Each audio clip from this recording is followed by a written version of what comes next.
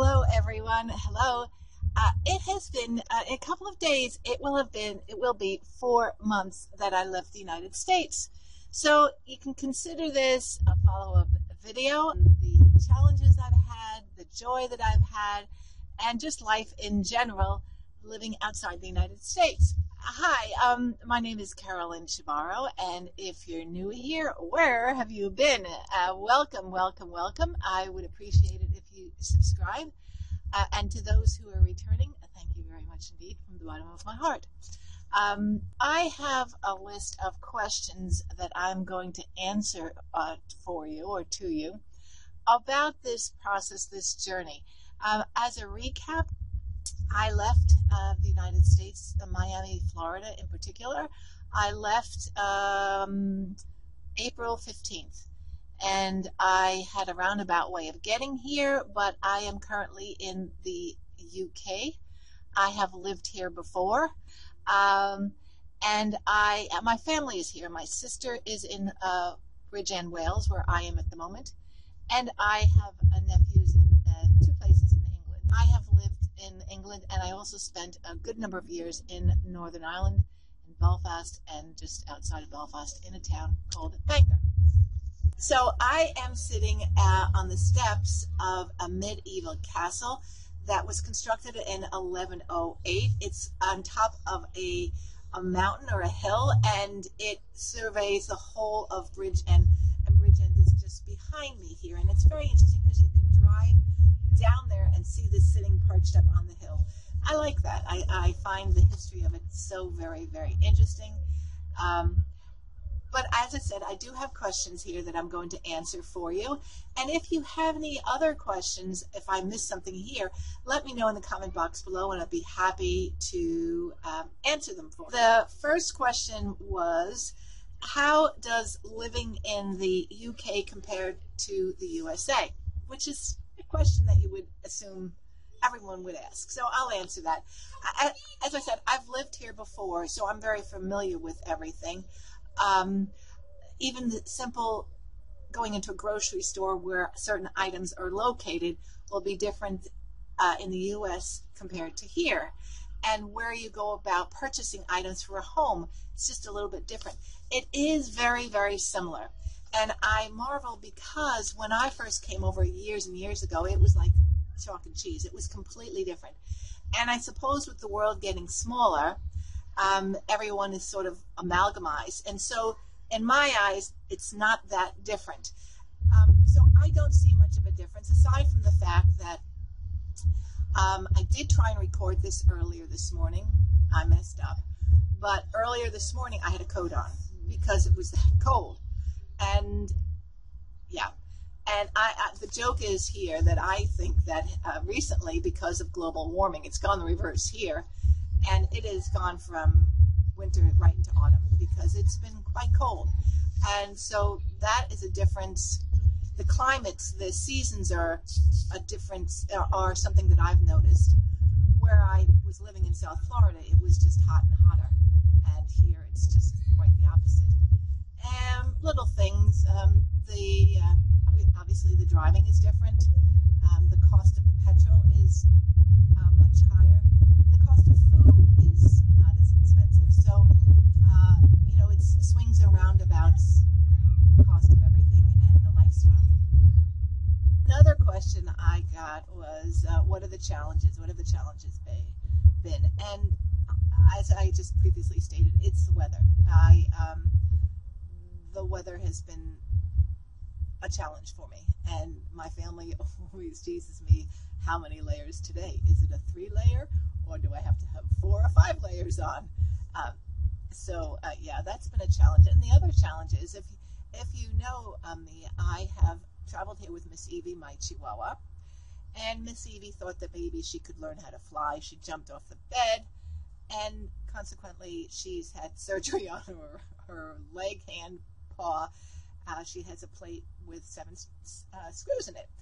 And so that challenge has been sorting that out. Interesting story. I registered her with a vet on the Friday, and the Sunday, 2 days later, she decided to try to become Superman.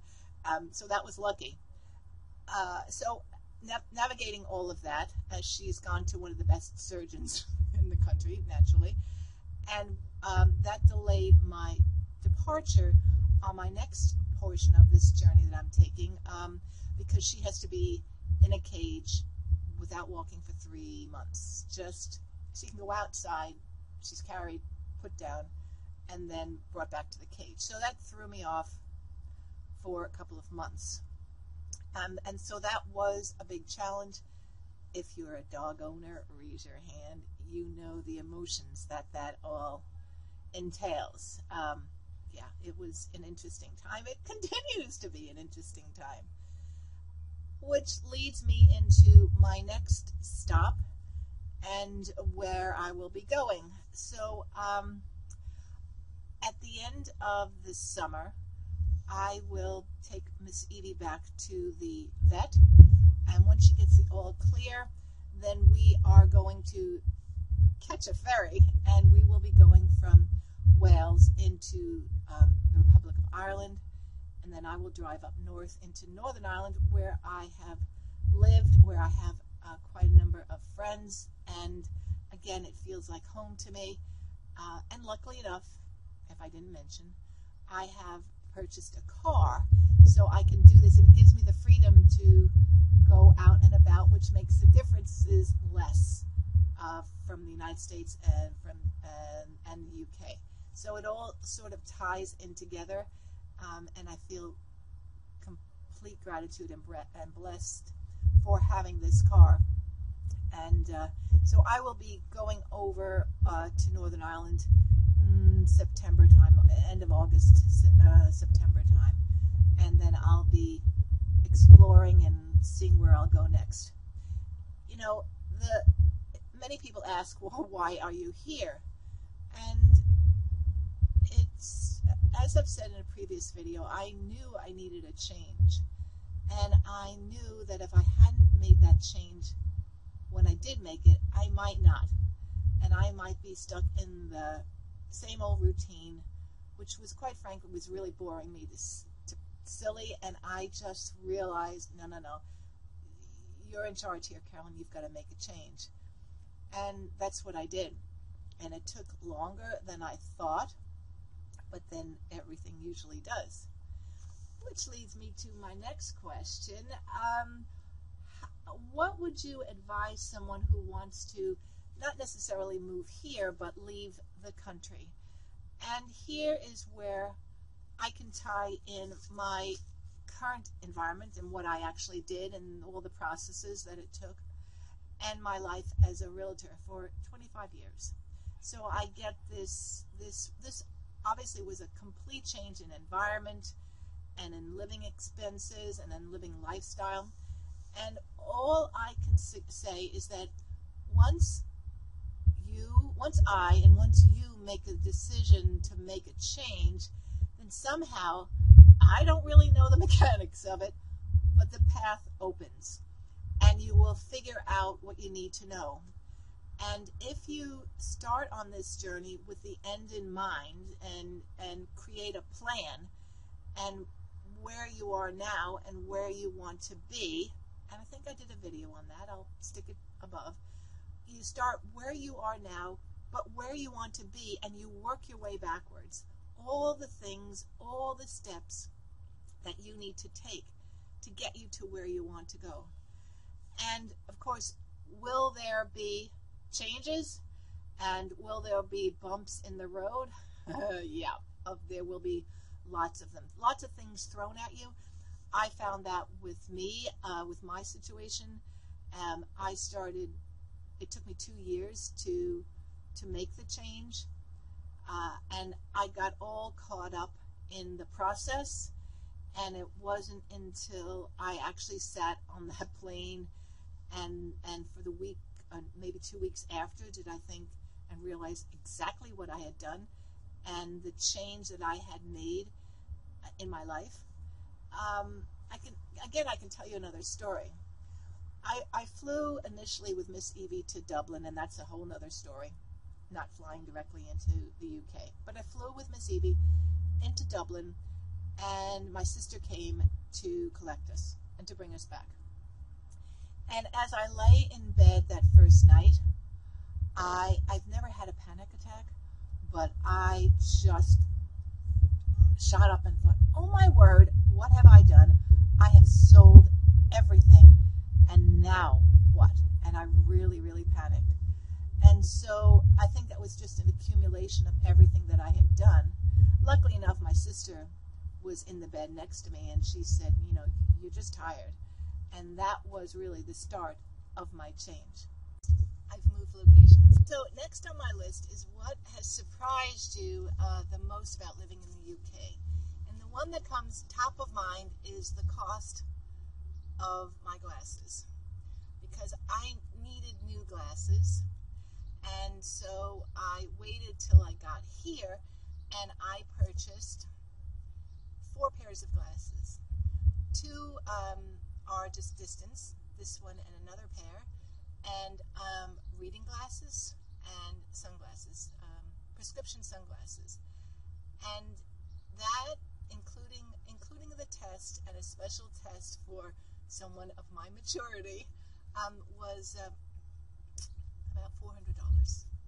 So that was a big surprise because, well, if you live in the United States, my most recent purchase of glasses in the United States with a test and all was nearly enough $700.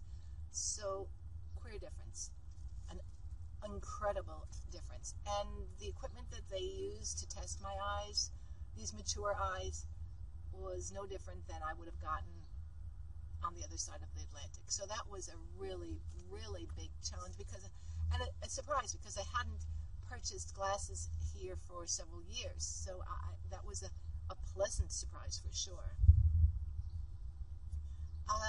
The next question is, what are some of the best places you've visited in the UK so far? Well, a couple of days ago, my sister and I went to Tenby. And Tenby is on the ocean. It's a port, and it is where the Atlantic Ocean and the Irish Sea sort of converge. And it was a lovely, lovely town. Now, it's a tourist town, so there were a lot of people even during the middle of the week. It's a fortress city, I think that's what you call it, but there was an old fortress, a medieval from 1145, I think, and then in the center of this walled area was the castle and shops and where people lived. So it was a lovely, lovely place and lovely location. The buildings were painted really bright colors. It was so soothing. It was very, very relaxing, and I enjoyed myself. And I will throw in some clips at the end of this video so that you can see what I saw. If you ever headed in this direction, I highly recommend going to Tenby. It was very, very nice. I enjoyed it tremendously. Okay, so then I have another question here. Another question is, how has this move impacted your personal growth and outlook on life? And well, I'm more excited because the more I read about being here and experience here, I see that there is even more than I thought to explore. And that world I knew was my oyster once I decided to open the oyster. And that's really has really enabled me to see even more of the potential and the possibilities for me. Oh, and before I continue, I have got a newsletter with all my, it's just once a week, and it's got my musings in it, you know, my view, my vantage point on life, because I truly believe you can do whatever you want. It might not happen in the order in which you want or in the time frame, but you can do whatever you want as long as you set your mind to it, and it's your attitude that affects everything that we do. You can be a half full or half empty individual. And I have always looked at life through rose-colored glasses. Has it got me into trouble sometimes? Yeah. But has it harmed me? Not really.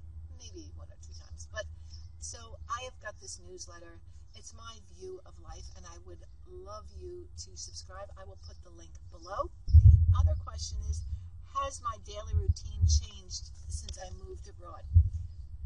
No. Well, I suppose yes, because I'm wearing more clothing. But I love to swim. If you follow me for a while, you know that I love to swim. I continue to swim. The only difference is now I'm swimming inside 3 days a week as opposed to swimming outside.